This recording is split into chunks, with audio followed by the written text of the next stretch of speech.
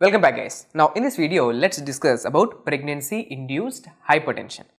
To begin with, when we are going to say that there is hypertension in pregnancy. Hypertension in the pregnancy means BP, blood pressure, more than 140 by 90 mm of Hg. Okay, so BP more than 140 by 90 mm of Hg on two occasions 4 hours apart. Okay, you are going to measure BP in two different occasions. Okay, at least the gap between those two occasions should be at least 4 hours. Okay, and if the BP is coming more than 140 by 90 means, then you are going to call it as hypertension in pregnancy. Okay, now to begin the topic, before let's discuss terminology. Okay, see, the terminology are very much confusing here.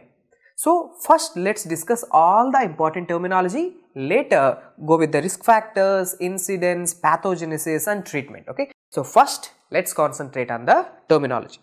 What exactly is chronic hypertension during pregnancy? Chronic hypertension during pregnancy means there is this female with pre-existing hypertension, which means hypertensive female, now she got conceived. Already pre-existing hypertension is there. Now that hypertensive female got pregnancy. Now in pregnancy, do you expect there will be hypertension or not? Yes, definitely. So chronic hypertension during pregnancy means it is a pre-existent hypertensive female now got conceived. Now let me ask you one thing.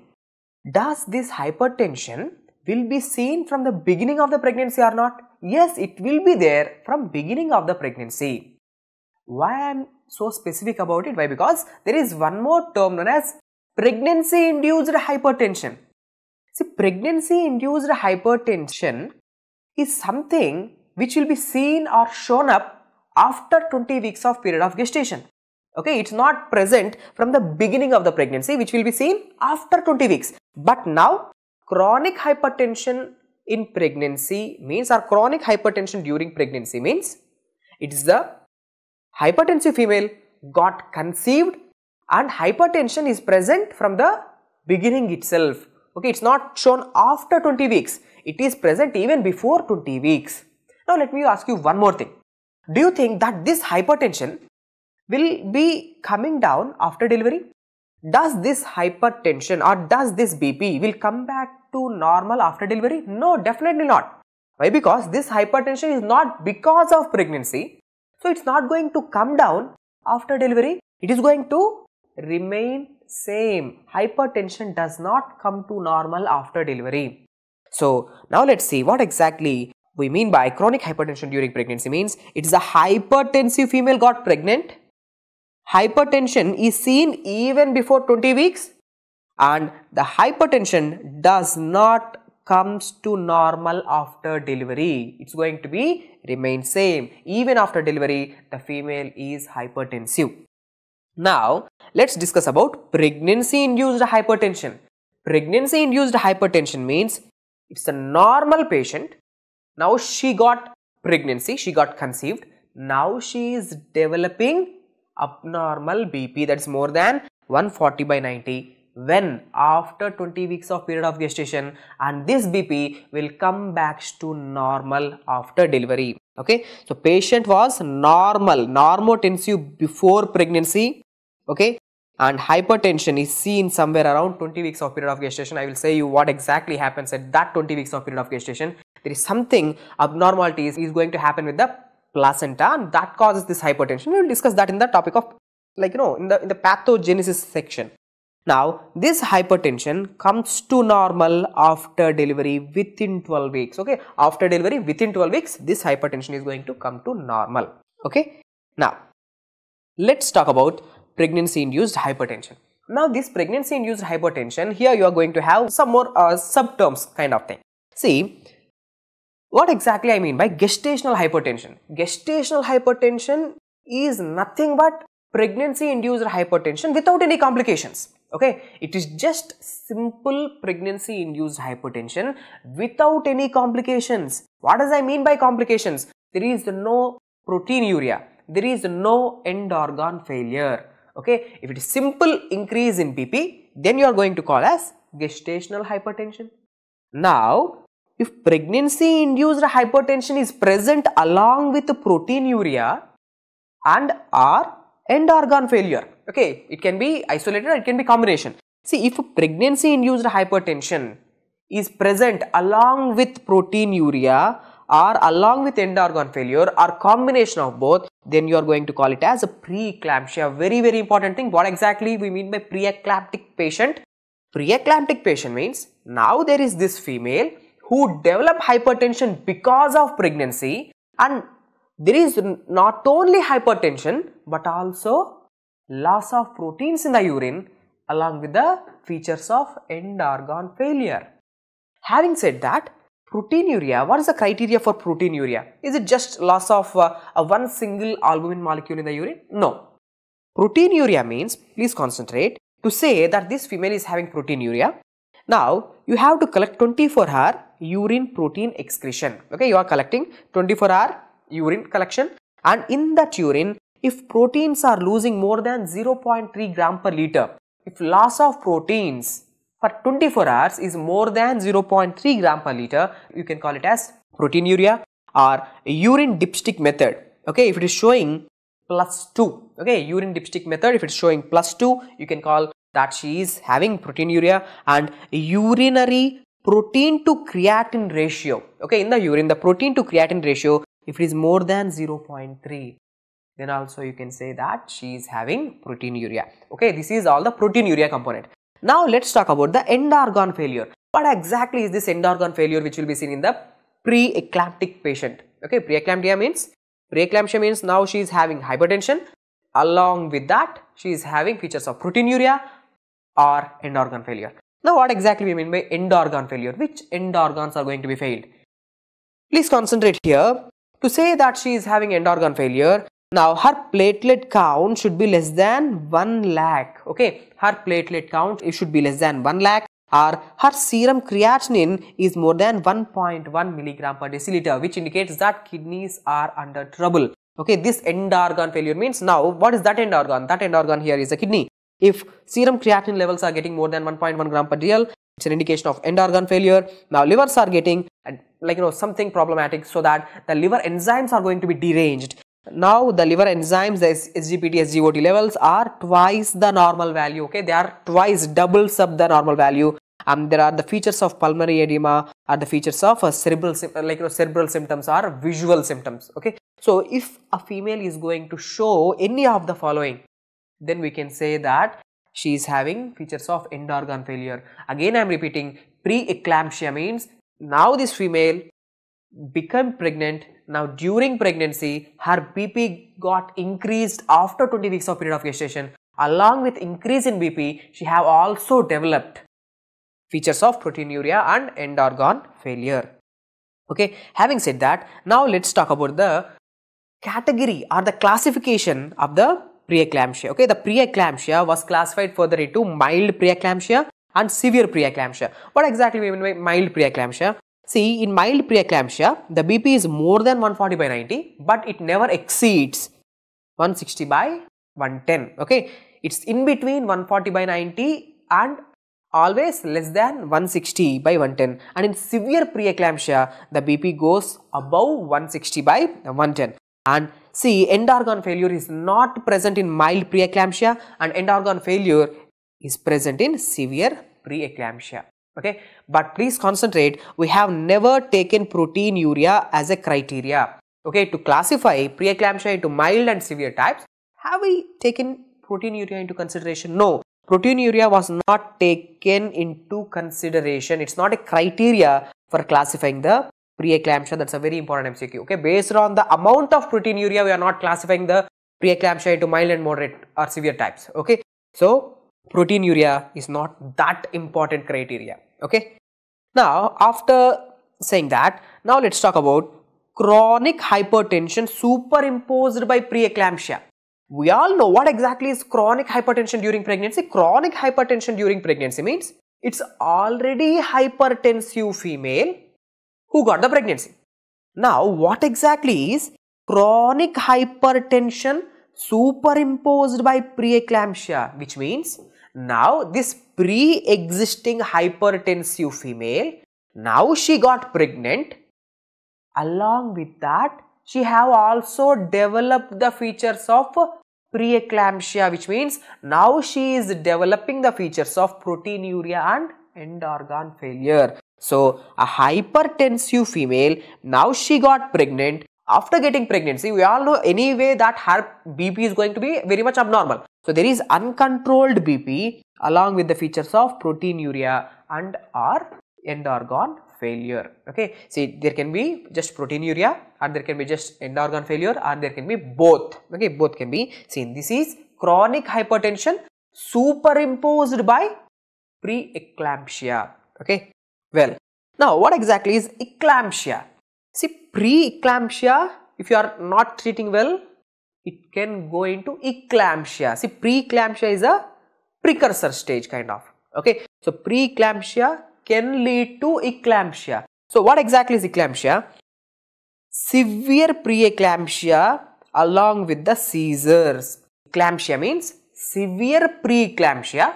Wait, what exactly is severe preeclampsia? Severe preeclampsia means, now there are features of end organ failure, along with that BP is more than 160/110. So, preeclampsia along with the seizures. What kind of seizures, guys? MCQ, generalized tonic-clonic seizures are present. So, this is eclampsia.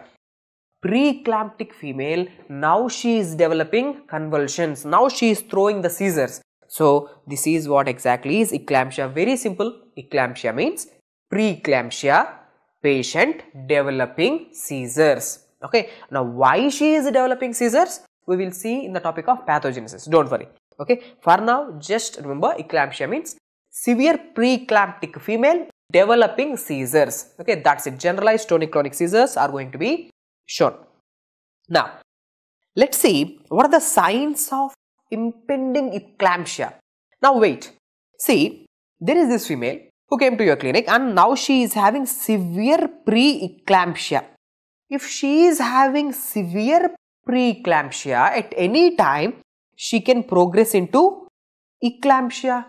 So, you should be aware that what are the signs which can tell you that she is going towards eclampsia. So, you should know the signs. Now, if she is saying that she had a headache, okay. Now, if she is saying that I am having too much amount of headache, now you should be very much aware that she may go into eclampsia. So, headache, that's due to because of cerebral hypoxia. And why there is this cerebral hypoxia? Wait, we will discuss in the topic of pathogenesis. Now, what are the signs that indicates you that a preeclamptic female is going into eclampsia? First thing, headache or epigastric pain.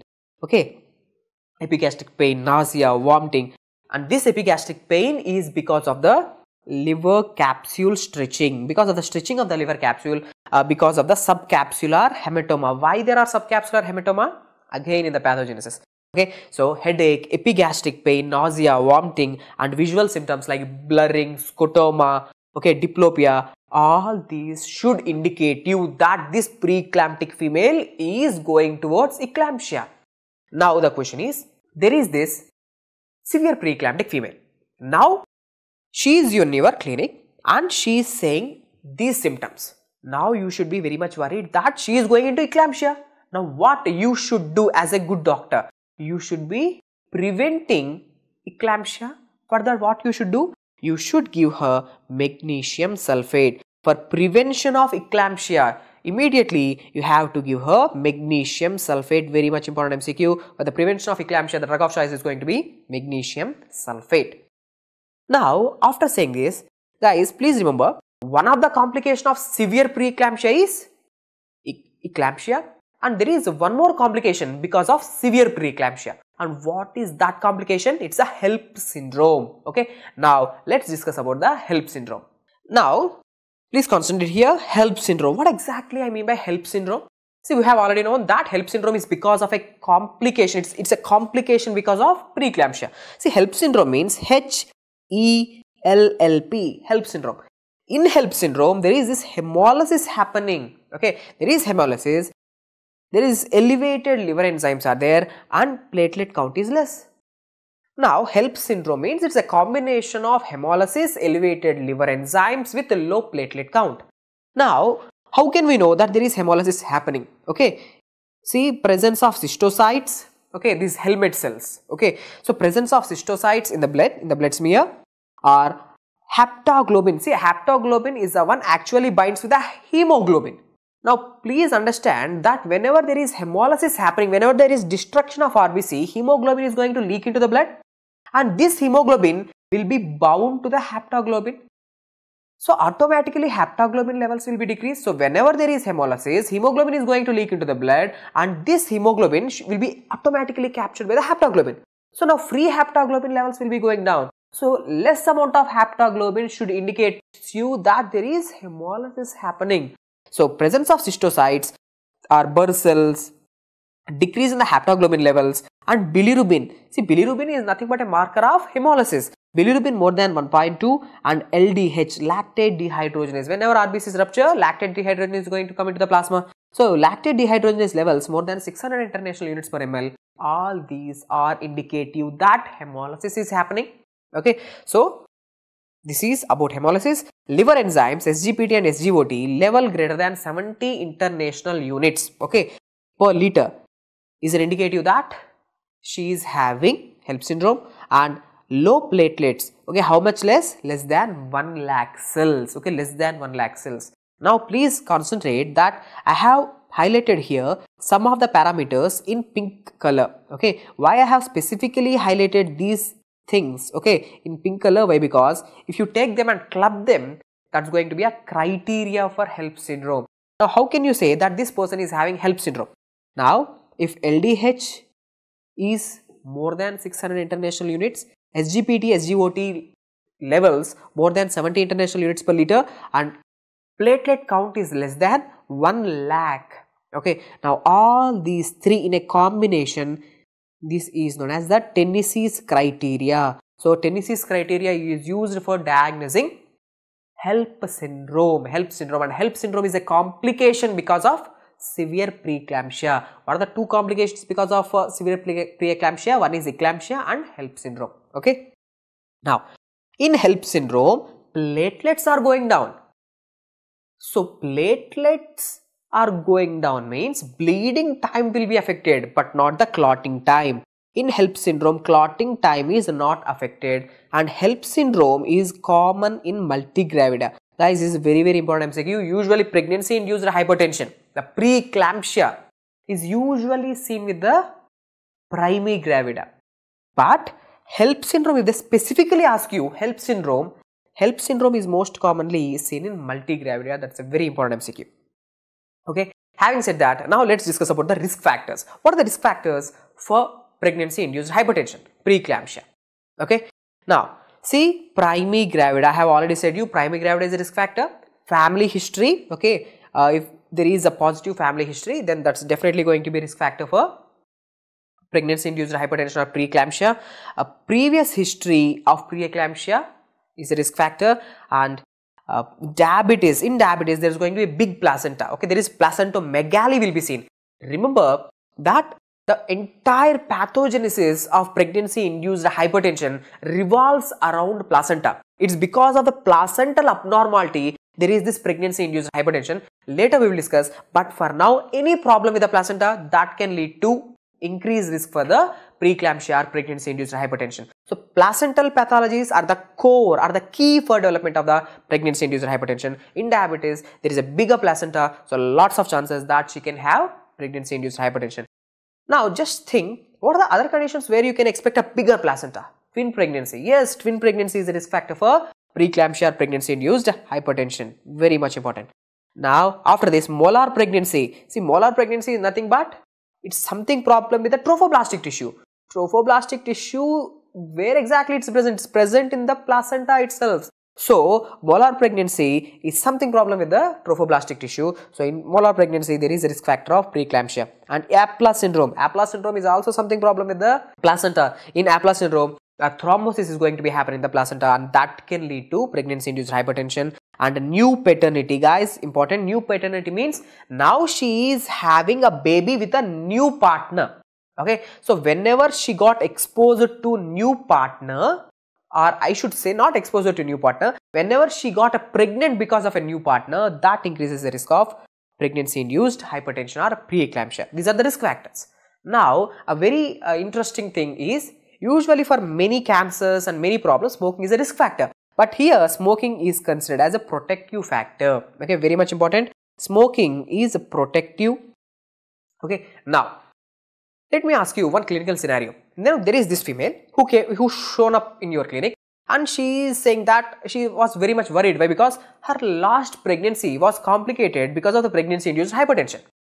Now question is, how you are going to treat this female who is having certain risk factors? Now if that female is having, she is having a new paternity, okay, or she is having a previous history of pregnancy induced hypertension, or she is having diabetes, or she is a primary gravid, or whatever. Now if she is having a risk factor, identifiable risk factor, how you are going to take care about her?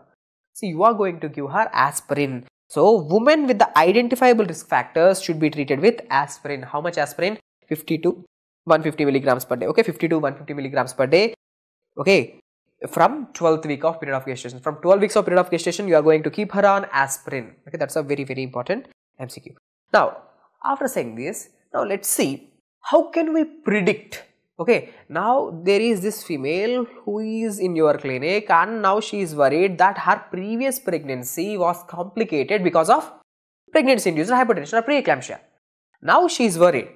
So what you should do, you should assure her that everything will be alright. So for assuring that nothing is going wrong, you should be doing certain tests which will say you whether she is at risk or not. So what are the predictors with which you can say whether she is going towards pregnancy induced hypertension or not? See, actually in pregnancy induced hypertension, there is elevation of certain factors. For example, SFLT1, S-endoglin, thromboxane A2. These are anti-angiogenic factors. Okay, these two, SFLT1 and S-endoglin, they are anti-angiogenic factors. They are increased along with the thromboxane A2, a vasoconstricting agents. They are elevated. See, if these levels are elevated, means if there is increase in any of these levels, means now she is at a risk of developing pregnancy induced hypertension. Now these are the predicting markers with which you can say that she is going towards pregnancy induced hypertension. And the same way, the angiogenic factors are going to be coming down and vasodilatory factors are coming down. Something like vascular endothelial growth factor, placental growth factor, okay, nitric oxide, prostacyclins, all of them are going to be decreased. So decrease in any of these should remind you that these are the predictors for she is going into or she is going to develop pregnancy induced hypertension. Okay, so these are the predictors. Okay, these are the predictors for pregnancy induced hypertension. Having said that, now in the next video, let's discuss how this pregnancy induced hypertension is going to be developed because of the placental abnormality. Okay, hope the video is helpful. Thank you.